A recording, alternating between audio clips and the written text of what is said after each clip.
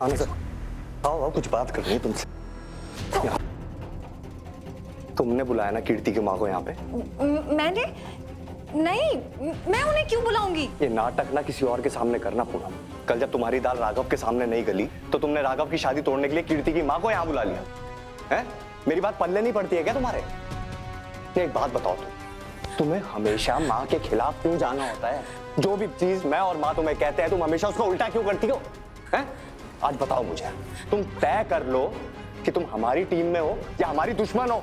अरे वीरेन, इसके पंख इसलिए फड़फड़ा रहे हैं क्योंकि इसे लगता है कि इस घर में इसके बड़े सारे शुभ चिंतक हैं। तो पूनम बहू, तुम्हारी जानकारी के लिए बता दूं कि तुम्हारे शुभ चिंतक इस वक्त अपनी परेशानियों में ऐसे उलझे हुए हैं कि उनके पास टाइम नहीं है तुम्हारा रक्षक बनने का, और उन्हें पड़ी भी नहीं है कि तुम्हारी जिंदगी में क्या हो रहा है क्या नहीं हो रहा है। वो रीत तुम्हारी सबसे बड़ी मददगार, जो हमेशा अपना उल्लू सीधा करने के लिए तुम्हारे पास आ जाती है। लेकिन हाँ, आज रीत की मदद करने के लिए इसे बहुत दर्द सहना पड़ेगा। जबान बहुत चलती है ना इसकी, पटर पटर। आज ऐसी सजा देंगे कि जबान चलाना भूल जाएगी। जा लिया वीरेन? सच में जलाने के? अरे नहीं, इसे डराना है। ये ऐसे नहीं मानेगी, इसे अलग तरीके से समझाना पड़ेगा। जा वीरेन, लेकर आ। हाँ हाँ। डराओ।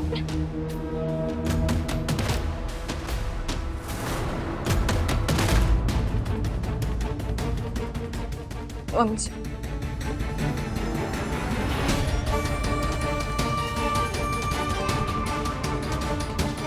सच सच बता, किसने बुलाया? मेरा विश्वास कीजिए, मैं आप लोगों को कैसे भरोसा दिलाऊं? मैंने ऐसा कुछ नहीं किया है। प्लीज मम्मी जी, आखिरी मौका है। मैंने सच में कुछ नहीं किया है। पूनम बहू, रुकिए। अरे तुम्हारी हिम्मत कैसे हुई आने की? अगर आप लोगों को लगता है कि पूनम भाभी ने कीर्ति की मम्मी को बुलाया है तो आप लोगों से बड़ा बेवकूफ कोई भी नहीं।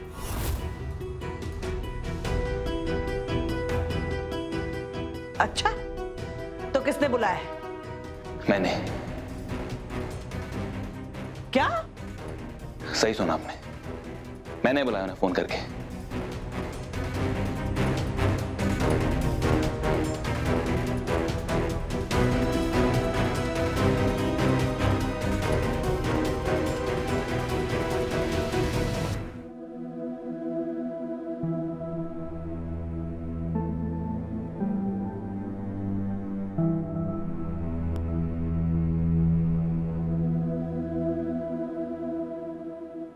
आंटी, आपने देखा ना आज क्या हो सकता था?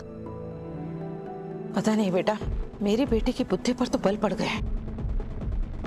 मैंने इंदौर में एक से एक लड़कों के रिश्ते आए थे, इसके लिए मैंने सबको मना कर दिया, सिर्फ इसलिए कि वो पढ़ सके और पढ़ लिख कर कुछ बन सके।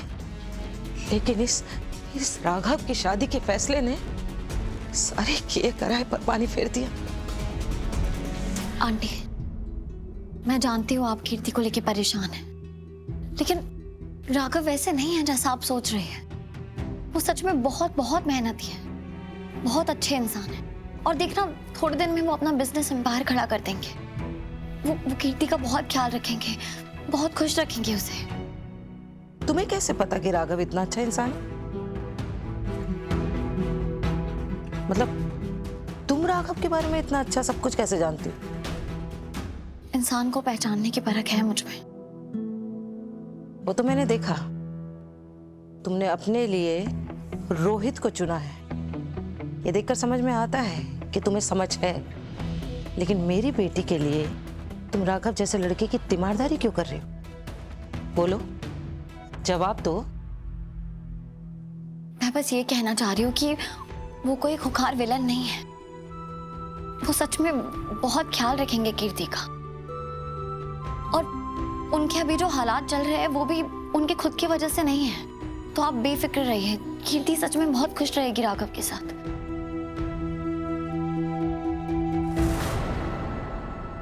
इसका मतलब रीत ने इन्हें यहाँ नहीं बुलाया था।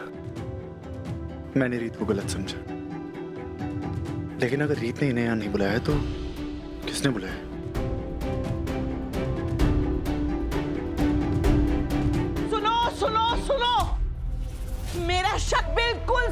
निकला। ये चौधरी परिवार से तो हमारी खुशियां देखी ही नहीं जाती। राघव, राघव इधर आ। तुझे पता है कौशल्या जी को तेरे खिलाफ चुगली रीत के भाई ध्रुव ने लगाई थी।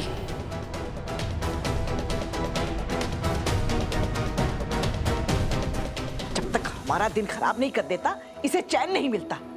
पता नहीं हमसे बदला लेने के लिए और क्या क्या करेगा।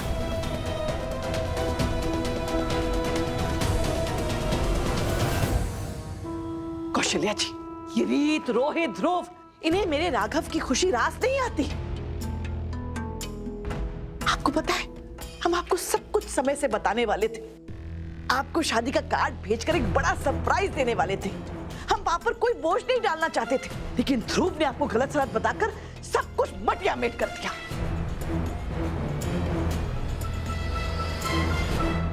क्या किया तुमने ध्रुव? तुम डिसाइड करो तुम चाहते क्या हो? राघव की शादी कीर्ति से हो या फिर रीत से? रोहित ऐसी बात नहीं है। रोहित, ये क्या बोल रहे हो तुम? ध्रुव ने ये सब इसलिए नहीं किया। उसने इसलिए किया क्योंकि वो कीर्ति से प्यार करता है।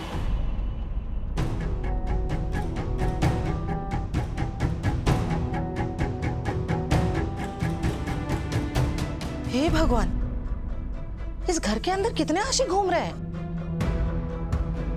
ध्रुव, ये तो मैं भी मानती हूँ कि तूने ये बहुत गलत किया। तू कीर्ति को पसंद करता है, लेकिन कीर्ति तुझे साफ साफ बता चुकी है ना कि वो तुझे पसंद नहीं करती, तो तू खुद को उस पर थोप नहीं सकता। जब भी मैंने आपको अपना दोस्त माना है ना, आपने अपना कोई नया ही रूप दिखाया।